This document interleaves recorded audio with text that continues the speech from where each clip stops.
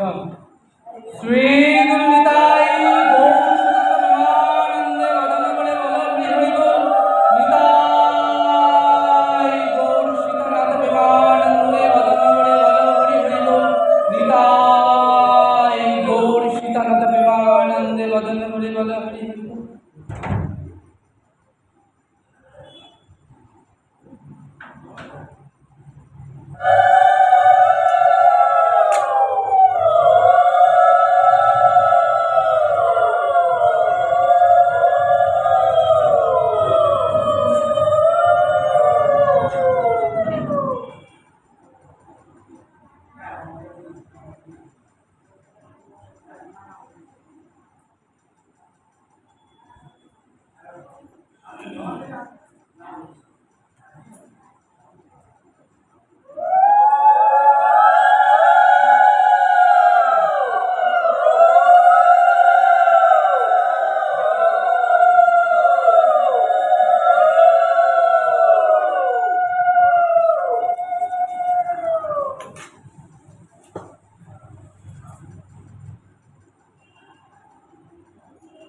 जय निताय जय गुरु जय श्री राधे। कलियुग पावनावतार सर्वोत्तम गौर सुंदर सीताय सुंदर श्रीचरणे सशब्द अनंत कोटि प्रणाम निवेदन करे আজকের এই আনন্দ তীর্থে আমরা সমবেত হয়েছি গৌর গোবিন্দ কথা রসসুধা আস্বাদন করব বাসনা নিয়ে। কলিযুগ পাবনাবতার শ্রীকৃষ্ণ চৈতন্য মহাপ্রভু যার অপার অনুকম্পায় আমরা সকলে এই মহতী হরিকথায় সমবেত হয়েছি। ততহু অখিল রসামৃত সিন্ধু করুণাঘন আমার নিত্যানন্দ মহাপ্রভু পরম প্রিয় পার্শ্বদগণের অন্যতম হলেন শ্রীল রঘুনাথ দাস গোস্বামী, যার বিখ্যাত গ্রন্থ শ্রী শ্রী বিলাপ কুসুমাঞ্জলি গ্রন্থে নবম সংখ্যক শ্লোকে বললেন বিরহ বিষয় জ্বালা সম্পর্কে। কিসের জ্বালা? না বিরহ অদর্শন জড়িত জ্বালা। রঘুনাথ দাস গোস্বামী হলেন রতি মঞ্জুরি তুলসী। করুণাময়ী রাধারানীর প্রতি অদর্শন জনিত যে বিরহ, যে বেদনা তিনি যেভাবে প্রকাশ করেছেন বিলাস কুসুমাঞ্জলি গ্রন্থে। বিলাপ শব্দের অর্থ আমরা জানি কান্না, কুসুমাঞ্জলি মানে চোখের জলের পুষ্পাঞ্জলি।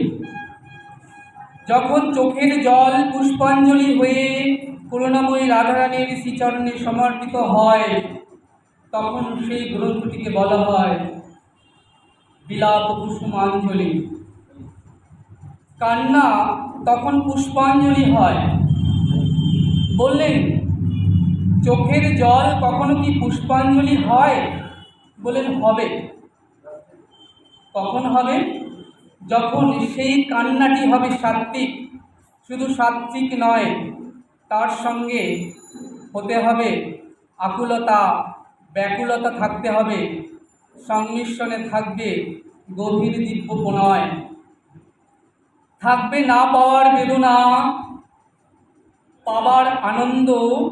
যে কান্না রাধারানীর হৃদয়কে দ্রবীভূত করবে, এমনভাবে কান্না জুড়ে দেবে যে রাধারানী না এসে আর থাকতেই পারবেন না, তাকে আসতেই হবে। ভক্তের সেই আকুলতায় রাধারানীকে ব্যাকুল করে ছুটিয়ে নিয়ে আসবেন। বিলাপ কুসুমাঞ্জলি হলে চোখের জলের পুষ্পাঞ্জলি।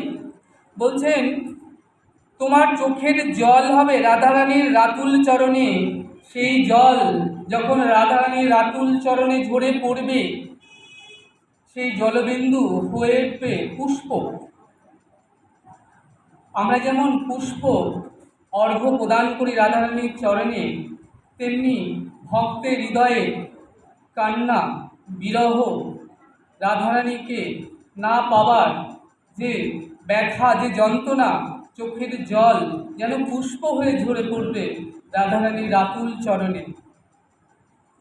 এখানে বলছেন যে চোখের জল যারা বেকার নষ্ট করেন সংসারের কথা বিবেচনা করে, মেডিকেল সায়েন্স বলছে সেই চোখের জল যারা অঝরে বেকার নষ্ট করেন তাদের আইসাইট অর্থাৎ চোখ খারাপ হওয়ার সম্ভাবনা থাকে শতগুণ। কিন্তু সেই চোখের জল যখন বিরহ পুষ্পাঞ্জলি হয়ে রাধারানীর চরণে ঝরে পড়বে, সেই জলই হবে তখন সার্থকতা, আর সেই জলেই দর্শন হবে প্রেমময়ী রাধারানীর রাতুল চরণ। এখানে বলছেন রঘুনাথ দাস গোস্বামী, তিনি রাধারানীকে না দর্শন করতে পারায় তার চোখে যে যন্ত্রণা, যে বিরহ, সে কথা এখানে কবিরাজ গোস্বামী বলছেন। সে যন্ত্রণা যেন কাল সর্প সম। কাল সর্প যদি কাউকে দংশন করে তাহলে সেই বিষের জ্বালা ধীরে ধীরে সর্বশরীরে ছড়িয়ে পড়ে। যদি সময় মতো তাকে নিয়ে যাওয়া হয় চিকিৎসকের কাছে, তখন দেবেন সেই প্রতিষেধকে সেই রোগী বেঁচেও যেতে পারে। এখানে রঘুনাথ দাস গোস্বামী তিনি রাধারানীকে দর্শন করতে পারছেন না। রাধারানীর অদর্শনে জনিত যে বিরহ, যে যন্ত্রণা, যে আরতি, যে আকুলতা, গভীর দিব্য প্রণয়, এখানে সে কথাই বলেছেন। বলছেন যে এই যে কালসর্প দংশন অর্থাৎ রাধারানীকে অদর্শনজনিত যে ব্যথা, তোমাকে না পেয়ে যে যন্ত্রণা সৃষ্টি হয়েছে আমার শরীরে, সেই যন্ত্রণা যেন কাল সর্প থেকে অধিক। এবং বলছেন, হে রাধারানী, আমি তোমাকে অদর্শনে পড়ে আমি মৃতপ্রায় হয়ে গিয়েছি, আমি মরেই গেছি। তুমি কৃপা করে তোমার চরণের আলত্য অর্থাৎ আলতা, ওই রাঙা চরণ দুখানি, যে চরণে রয়েছে মৃত সঞ্জীবনী, রয়েছে অমৃতর পরশ, সেই মৃত সঞ্জীবনী, সেই অমৃতর পরশের ছোঁয়া দিয়ে আমার প্রাণ রক্ষা করো। ভক্তের আকুল আরতি, দাস গোস্বামীর আকুল কাতর প্রার্থনা যে আমার প্রাণ তুমি রক্ষা করো।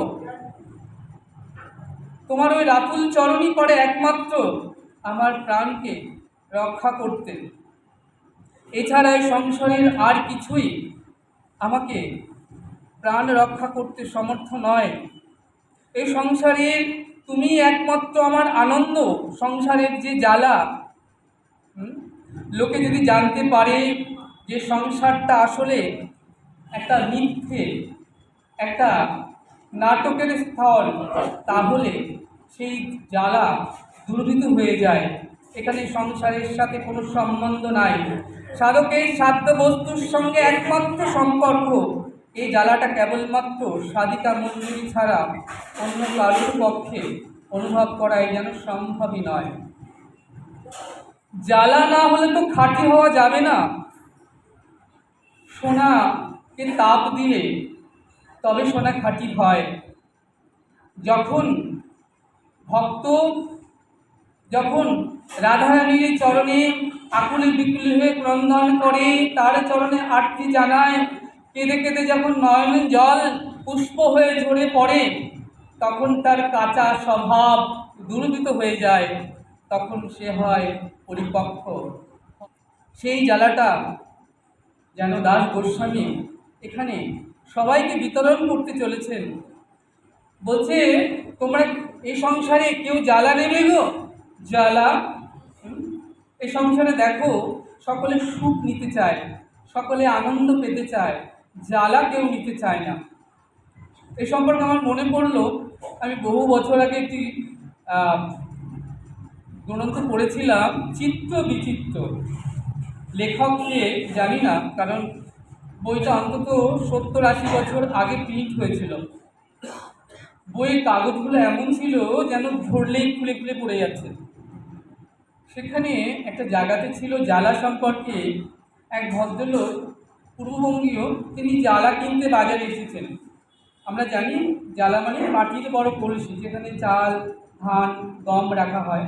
বড় মায়েরা যারা জানো, তো তাকে জ্বালা বলা হয়। তো ভদ্রলোক জ্বালা কিনতে বেরিয়েছেন, কিন্তু কোথাও তিনি তার মনোভূত জ্বালা পাচ্ছেন না খুঁজে। এ দোকান সে দোকান ঘুরে বেড়াচ্ছেন জ্বালার জন্য। হঠাৎ ভদ্রলোকের সঙ্গে দেখা, তিনি শুনলেন যে তিনি জ্বালা খুঁজছেন। বললেন, আপনি জ্বালা খুঁজছেন, জ্বালা খুঁজে পাচ্ছেন না, চলুন আমার সঙ্গে, আমি আপনাকে বলছি কোথায় গেলে আপনি আপনার জ্বালাটি পাবেন, আসুন। ভদ্রলোককে নিয়ে গেলেন, বললেন, দেখুন এই আমার ছোট্ট ঘর, এই ঘরের এখনো 4 মাসে ভাড়া বাকি, বাড়িওয়ালা ঘর ছেড়ে দিতে বলেছে। এই বিষম জ্বালা, ছেলেকে পড়াশোনা করাতে পারছি না অর্থ অভাবে, মেয়েকে বিবাহযোগ্য হয়েছে বিয়ে দিতে পারছি না, স্ত্রী অসুস্থ আজকে 9 মাস ধরে, আজকে তার ওষুধ দিতে পারছি না, আমার চাকরিটাও বোধহয় আর থাকবে না, সংসার কিভাবে চলবে, আমি বিষম জ্বালায় জ্বলছি। এই তো কত জ্বালা চাই, আপনি কিছুটা নিয়ে যান। আপনি জ্বালা খুঁজে পাচ্ছেন না। এটা মনে পড়লো এই আলোচনা প্রসঙ্গে। এটা যদিও পাঠের বিষয় নয়, তবু কথাটা প্রসঙ্গক্রমে এসে গেল। তো এখানে রঘুনাথ দাস গোস্বামী, তিনি যে আরতি, তার অন্তরের যে জ্বালা, রাধারানীকে অদর্শন জেনেছে জ্বালা, বলছেন মানুষ ভক্ত তখনই খাঁটি হবে, কখন যার জ্বালা নেই, যার যন্ত্রণা নেই, সে কখনো প্রকৃত মানুষ হতে পারবে না, প্রকৃত খাঁটি ভক্ত হতে পারবে না। উৎকণ্ঠা না থাকলে। আমরা সংসারে একটু কিছু কম হলেই আমাদের কত দুঃখে আমরা কাতর হই। ঘরে চাল নেই, আমরা দুঃখে কাতর হই। ঘরে ডাল নেই, ঘর নেই, বাসস্থান নেই, অর্থ নেই, মান প্রতিপত্তি নেই, বিবাহযোগ্য কন্যার পাত্র পাই না, কত রকম আমরা দুঃখে কাতর হই। কিন্তু প্রকৃত যারা সাধক, তাদের এই সকল সংসারের দুঃখ, এই জ্বালা তাদেরকে স্পর্শ করে না।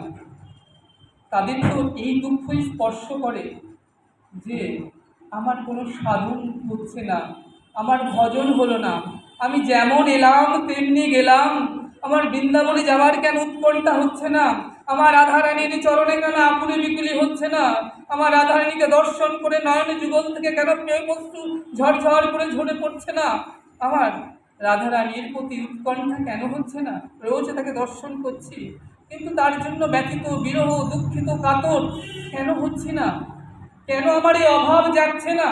সংসারের একটু অভাব হলে স্ত্রীর জন্য, পুত্রের জন্য, পরিবারের জন্য আমরা ঝরঝর করে নয়নশ্রু ফেলে কাঁদতে থাকি আকুলি বিকুলি হয়ে। তবে কেন প্রেমময়ী রাধারানীর জন্য 2 ফোঁটা নয়নশ্রু পড়ে না? কেন কেন পড়ে না? তার কারণ হলো তার সঙ্গে সম্বন্ধ যে নাই, জীবের সঙ্গে যে সম্বন্ধ নাই। আপনার ছেলের সঙ্গে আপনার সম্বন্ধ হয়েছে, তাই ছেলের দুঃখে আপনার চোখে জল আসে। আপনার স্ত্রীর সঙ্গে, স্বামীর সঙ্গে, পরিজনের সঙ্গে সম্বন্ধ হয়েছে, তাই আত্মীয়ের সঙ্গে সম্বন্ধ হয়েছে, একটু দুঃখ পেলে আমরা দুঃখে কাতর হয়ে যাই। কিন্তু রাধারানীর সঙ্গে, প্রেমময়ী রাধারানীর সঙ্গে আমার গোবিন্দের সঙ্গে সম্বন্ধ হয়েছে কি? শাস্ত্র বললেন, আশ্রয় করিয়া ভজে তারে কৃষ্ণ নাহি ত্যাজে, বাকি সব মরে অকারণ। তার সঙ্গে আমরা কি এমন আশ্রয় করেছি? যতক্ষণ না আশ্রয় হবে, যতক্ষণ না সম্বন্ধ হবে, এখানে বললেন, ততক্ষণ তোমার হৃদয়ে আকুলি বিকুলি হবে না।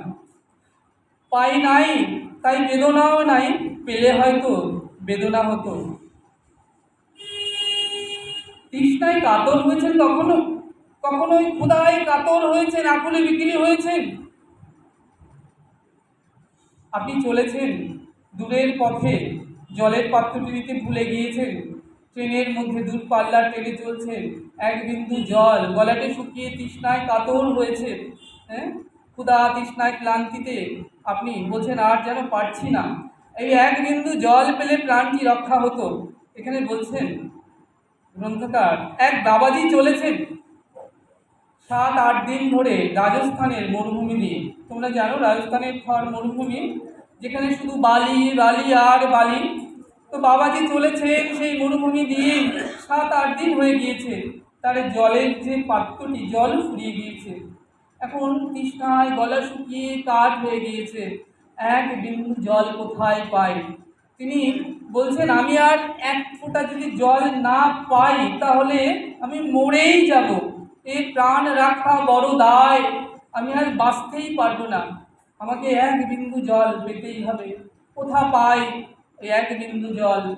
বাবাজি, হ্যাঁ, তৃষ্ণায় কাতর হয়েছেন, তিনি বলছেন আমি এক পাও চলতে পারছি না। হঠাৎ পেছন ঘুরে দেখছেন এক মাতাজি কলসি মাথায় করে চলেছেন। মনে মনে ভাবলেন, মনের মধ্যে একটা আশা জাগলো, তাহলে আমি হয়তো ওই মাতাজির কাছে পাইলেও এক ফোঁটা তৃষ্ণার জল পেতে পারি। ছুটে গেলেন, মাতাজি এদিকে আসছেন, হ্যাঁ, বালির মধ্যে কষ্ট করে একটু তিনি এগিয়ে গেলেন, বললেন মাতাজিকে, বলছেন মাইয়া, बड़ी प्यास सी माइया, हैं, मुझे पानी पिलाओ माइया, बड़ो प्यास लगी माइया, मुझे पानी पिलाओ माइया, नहीं तो मैं मर जाऊंगी, আমি আর বাঁচবো না, আমি হয়তো মরেই যাব, আমাকে একটু জল, এক বিন্দু জল তুমি দান করো। যখন তিনি এই কথা বললেন, মা বললেন বাবা আমি তো জল আনতেই যাচ্ছি। বললেন জল আনতে যাচ্ছ মা তুমি? কত দূর, কত দূর, কত দূর আর কত দূর? বলছেন বাবা এখনো 10 ক্রোশ, আরো 10 ক্রোশ মাইয়া, मैं तो अभी मर जाएंगे माइया। ওই মাতাজি বাবাজির দিকে একবার ফিরে তাকালেন, তার কাছে এলেন, এসে বললেন বাবা তুমি যদি এখন জল এক বিন্দু পান না করো তাহলে তুমি মরেই যাবে। হ্যাঁ মাইয়া, मैं मर जाऊंगी। মাতাজি বললেন বাবা আমি তোমাকে কখনোই মরতে দেব না। মাইয়া বাবাজির দিকে তাকিয়ে আছেন, দেখছেন বাবাজি বদনখানা বড় মলিন। মায়া ভাবলেন আমার কলসিতে এক ফোঁটাও জল নেই, তাতে কি হলো, আমার বক্ষ সুদাত স্তন দুগ্ধে পরিপূর্ণ। মাতাজি বাবাজিকে কোলে বসালেন, কোলে বসিয়ে নিজের স্তন দুগ্ধ পান করালেন। বাবাজি স্তন দুগ্ধ পান করে তার তৃষ্ণা নিবারিত হলো। বাবাজি যখন মুখ তুলে তাকালেন মাইয়ার দিকে, তখন দেখলেন এই যেন মাইয়া নয়, এই যেন করুণাময়ী রাধারানী। বলো নিতাই গৌর হরি বল।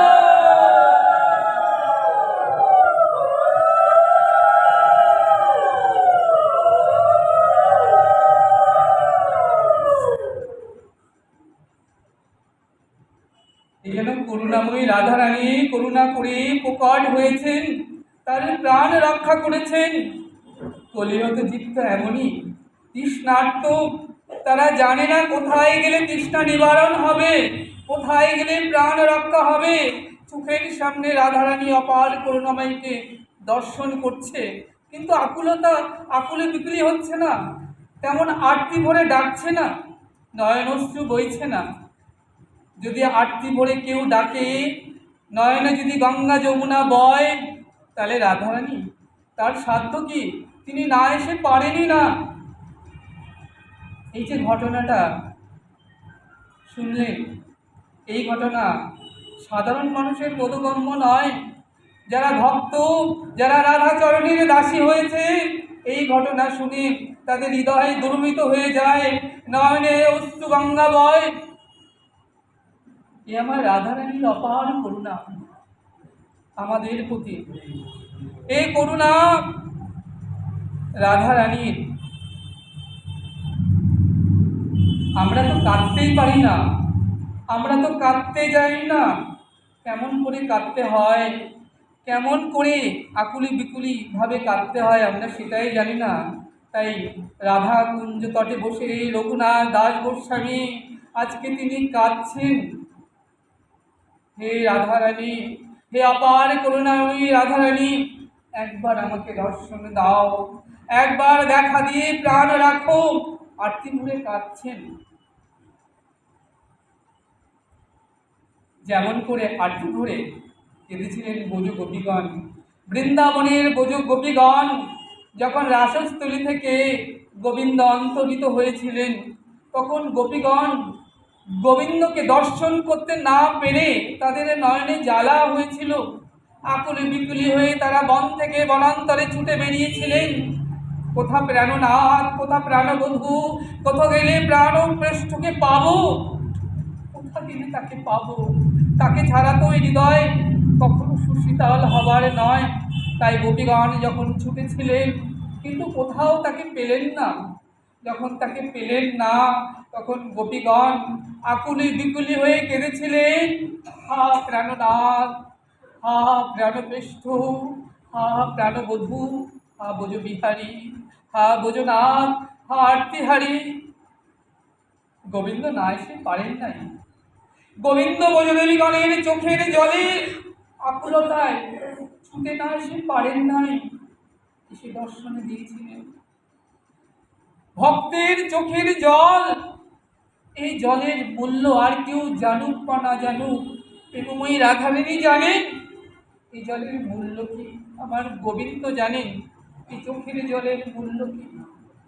এই যে চোখের জল, এটা ভক্তের একটা সম্পদ। রাধারানী যাকে সম্পদ দিয়েছেন, তিনি রাধা নামে আকুলি বিকুলি হয়ে কাঁদেন, রাধে দয়া করো, রাধে কৃপা করো, রাধে কৃপা করো, রাধে। এই চোখের জল একটা ভজনের অঙ্গ। না কাঁদলে তাকে পাওয়া যায় না, না কেঁদে কেউ তাকে কখনো লাভ করতে পারেনি।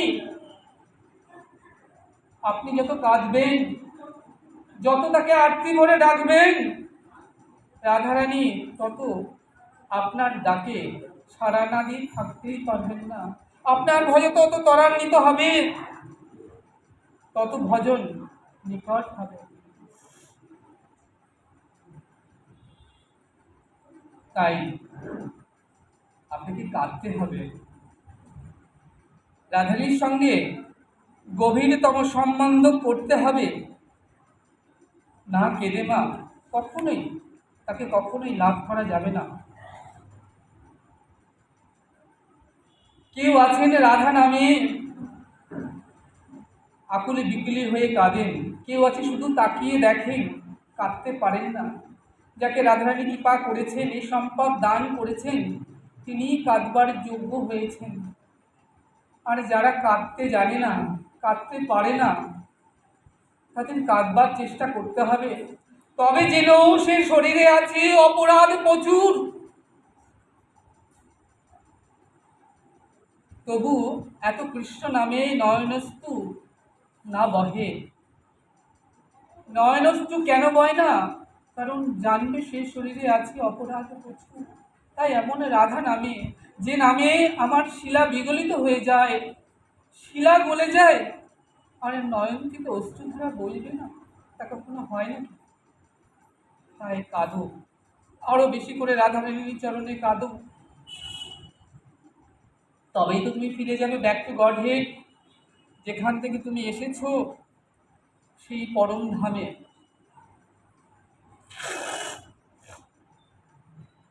যে নামে অমৃত বর্ণ, সে নামে বঞ্চিত কর্ণ, সে নাম লইতে কেন এত দ্বিধা? সংসার অরণ্যে ভূমি, কার বোঝা বই, মুই এত বড় গাধা। আমরা সংসার অরণ্যে ভ্রমণ করছি, যা দেখবার কথা নয়, যা দেখব বলে সংসারে এসেছিলাম, সেই অপার করুণাময়ী ভুবনময়ী গোবিন্দর অপার সেই রূপ মাধুর্য, সেই রাধারানীর রূপ সৌন্দর্য, যা দেখব বলে এই দুটো নয়ন পেয়েছিলাম। আমরা নয়ন দুটো কেন পেয়েছি জানো গো? ওই গোবিন্দ বদন দর্শন করব বলে। কিন্তু সে বদন দর্শন করে আনন্দ পাই কোথায়? সেটা আনন্দ হয় না। আমরা সংসারের সুদর্শন করি না, কুদর্শন করি। মোবাইলটা বড় পছন্দ হয়, সংসারের টিভি পছন্দ হয়, কুজিনিস দর্শনে বেশি আনন্দ হয়, প্রেমময়ী ওই রূপ মাধুর্য দর্শনে আনন্দ কোথায়? কেন না? কেন পাই না আনন্দ? না, তার সাথে সম্বন্ধই নাই জীবের।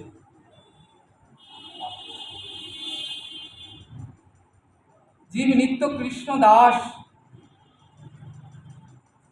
জীব তাহা ভুলি গেলা, সেই দোষে পিচাসী মায়া তারে গলাতে বান্ধিলা। দেখো, আমরা ভুলে গেছি জীব জন্মে কৃষ্ণ দাস, কিন্তু আমাদের হতে হবে রাধা পদদাসী। যতক্ষণ না সেই সাধিকা মঞ্জুরির ভাব, সাধিকা মঞ্জুরির ভাব নিয়ে আমরা মঞ্জুরি স্বভাবে আমরা সেবায় ব্রতী হব, ততক্ষণ সেই আনন্দ লাভ করবার নয়। আমরা বলি না, হে রাধারানী দয়া করো, হে অপার করুণাময়ী দয়া করো। দয়া শব্দের অর্থ কি? কৃপা শব্দের অর্থ কি আমরা জানি? এখানে কৃপা শব্দের অর্থ এখানে খুব সুন্দর করে বলেছেন। কৃপা ক্রি ধাতু, বলছেন কৃপা শব্দের আমরা বলি না যে কৃপা মানে কি?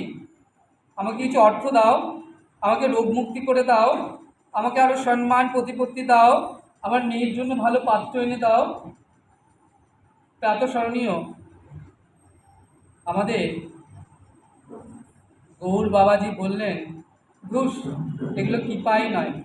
তুমি কৃপা শব্দের অর্থ জানো না। কৃপা মানে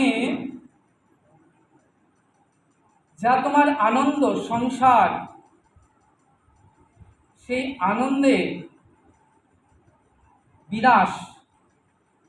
সংসারে আমরা নানানভাবে আনন্দ পাই।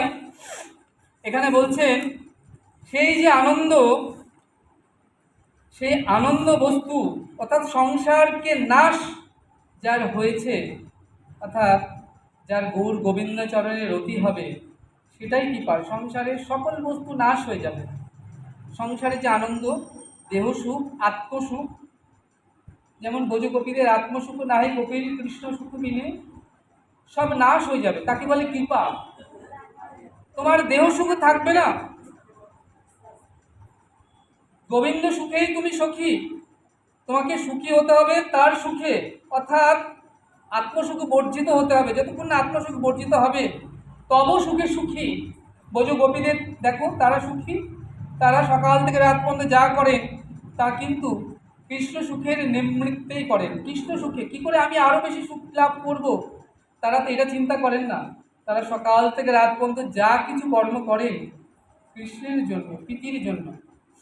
তাহলে কৃপা শব্দে তব সুখে সুখী, সুখ শব্দে তব সুখে সুখী। আর যারা নিজের দেহ সুখ চাইবে, যে যত দেহ সুখ করবে, যে যত আশা করবে, সুখের আশায় আসে কি আসে? নেমে আসে। কি নেমে আসে? দুঃখ নেমে আসে। যার যত আশা তার তত দুঃখ। সুখম পরম নৈরাশ্য, তাহলে নৈরাশ্যই পরম সুখম। তাহলে যার আশা নেই, আশা করতে হবে এমন, সে পূরণ হোক বা না পূরণ হোক, যেন কোনো দুঃখ হবে না। তাই রঘুনাথ দাস গোস্বামী এখানে আশা করছেন, আরতি জানাচ্ছেন রাধারানীর চরণে। যন্ত্রণা উঠে গেছে তার দু চোখে রাধারানীকে দর্শন করতে না পারার। তিনি রাধা কুণ্ড তটে বসে তিনি যন্ত্রণায় ছটফট করছেন আর বলছেন, এ আপার করুণাময়ী রাধে, একবার দেখা দাও রাধে, দেখা দিয়ে প্রাণ রাখো রাধে, তোমাকে অদর্শন জনিত যন্ত্রণায় আমি এ প্রাণ রাখা দায়, আমি হয়তো আর বেশিক্ষণ বাঁচব না, তাই তুমি কৃপা করে দেখা দিয়ে প্রাণ রাখো।